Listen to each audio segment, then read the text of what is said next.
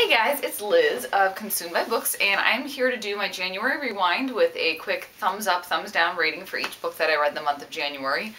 As you guys know, I took the idea of doing rewind videos from Misty over at the Book Rat.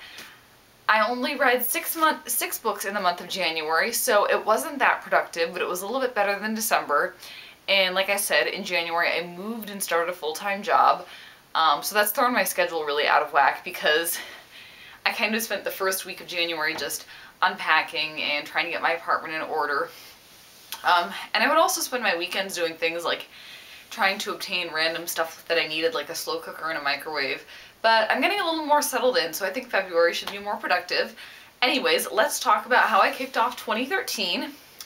My first book of the month was Hold Still by Nina LaCour, and that one does get a thumbs up.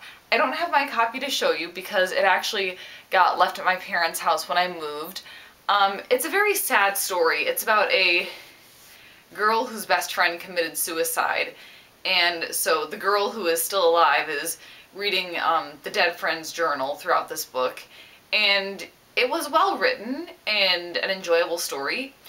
The only thing I would say about it is that for me it simply wasn't terribly memorable. I think because both of these characters are really into photography and art, and that's just not really my thing.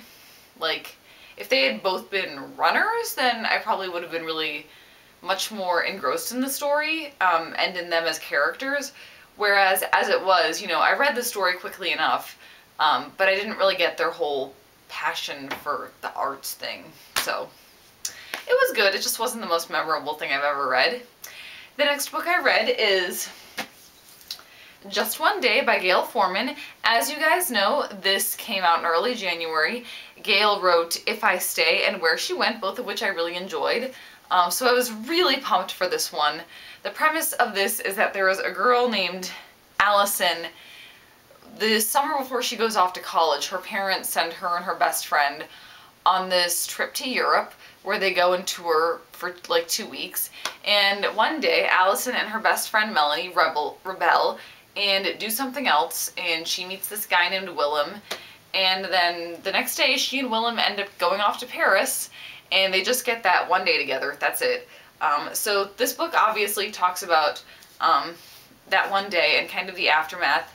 And this is actually a rare case where I'm not going to give this book either a thumbs up or a thumbs down rating, or really talk about what I thought of it. I'm just going to say that this was the wrong book for me at this point in my life. So I'd be willing to give it a shot again later. I don't necessarily think it's a terrible book, but it just wasn't what I wanted it to be. The next book, thankfully, I liked better, and that is Graceling by Kristen Kishore. This gets a big thumbs up. This is young adult high fantasy. It is about a girl named Katza who is living in an area called, it's either the Seven Kingdoms or the Seven Realms, I'm not sure which. But she has this grace to kill people, and it's kind of about how that unfolds when she meets a person named Poe who is also graced. Basically, the story is really well done and plotted, but what's most amazing is that Kishore's world is really well built, and she built it so that a lot of really thought-provoking things would kind of flow nicely into her plot, which I was very impressed by. That may not make a lot of sense, but it will if you read the book. So if you read Graceling, let me know and talk to me about it, because I have a feeling you'll understand what I'm trying to get at. It's just hard to articulate right now because I'm tired. But basically, I did really like Graceling. Big thumbs up. Look for a review relatively soon. And the next book I read is one that I had actually been reading in December and finished, and that is The Hobbit by J.R.R. Tolkien. No surprise here, this one gets a big thumbs up. I had been rereading this one in preparation for the movie, and I actually only got through about like a dozen chapters. It was, well, it might have been about that, but it was about 150 pages before going to the theater, and I was like, well, I didn't finish rereading the whole thing, but you know, that's okay. And it actually worked out perfectly because basically the movie left off like one chapter before where I had stopped reading.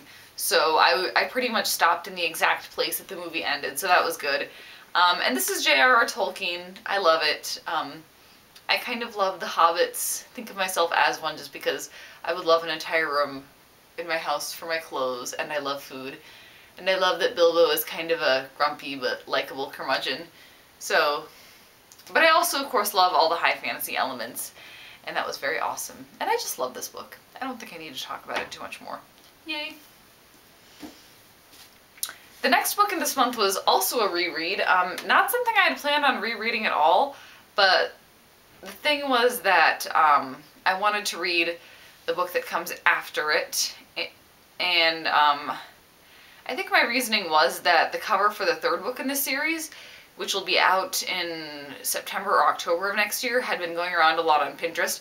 So I was like, fine, I'll reread the first book and read the second book, and then I'll read the third book when it comes out. And that is The Unbecoming of Mara Dyer. This is by Michelle Hodkin. This one does not get a rating because I kind of genuinely don't know. Like, I'm just very much on the fence about this one. So basically, this is kind of a suspense story. This girl named Mara Dyer is in an accident where she's in an old asylum with her two best friends and her boyfriend at the time.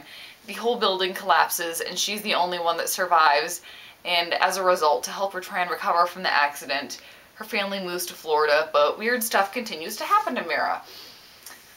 This book is decently plotted. I did like that about it. It's very readable, but in some ways the plot does feel just a little bit circular and repetitive. And I read this at first as an ARC, and when I first read it, I noticed that the writing felt very repetitive, and at some points, like, Michelle was trying to be way too poetic with her style, and the whole poetic thing was definitely still true. I think this one tries just a little bit too hard. And she can't pull that style off. I'm sorry, it's just not that well done. And it wasn't as repetitive, but you could still tell it was there, so. And then there's the love interest to Noah in this book, who I won't tell you too much about because I don't want to spoil anything. I kind of didn't really like him the first time I read this book, and I liked him even less this time. Just not a fan. So there's that. And then there are two books, oh, hang on, I just remembered, I forgot to tell you about another book that I read this month, and that was If You Find Me. It's by Emily Murdoch. I forgot about this one because I have it on my iPad as an eGalley from NetGalley, but I remembered because my laptop is open to Goodreads in the background where you can't see it. So If You Find Me is the story of this girl who was living in the deep woods of the South with her sister.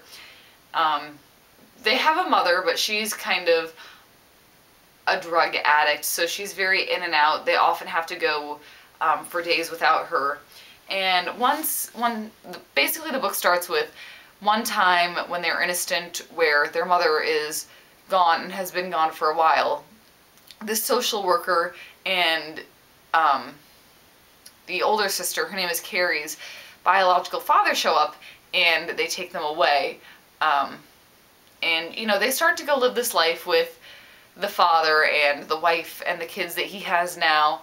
But the thing is that Carrie's younger sister is mute, so basically the story is kind of all about finding out what really happened to them. This was a good book, and I really enjoyed it. It does get a thumbs up.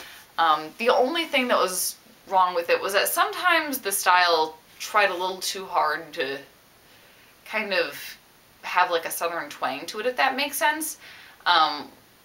The author wrote Carrie's voice in dialect, if that makes sense, and sometimes she was trying just a bit too hard with that. The other thing was that this book actually could have been longer. It felt like we hit the climax and then we're just cut off very all of a sudden, when in reality this is a book that could have actually benefited from about 50 more pages of development and exposition.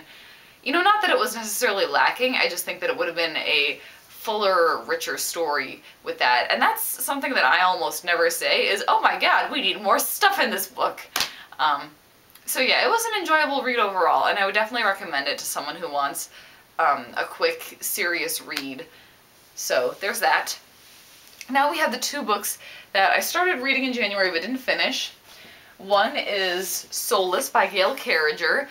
I picked this up because it's been recommended to me for quite some time. Also, I now have Etiquette and Espionage on my iPad, so I figured it's time to read this. This one is really enjoyable so far.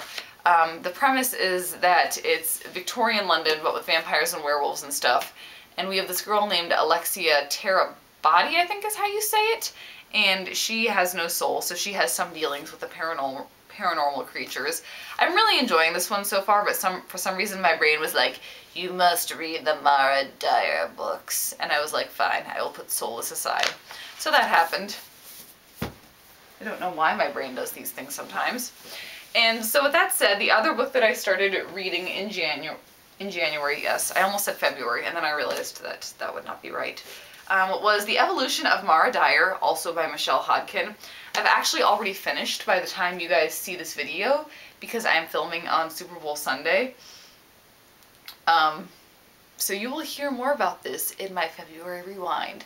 But just a hint, you are not going to hear good things. Did not like it as much as the first book, and as we already discussed, I didn't like the first book very much, so yeah, there's that. Way too long. Anyways, that's all that I have for now. Expect a February TBR pile soon, and happy reading. Bye, guys.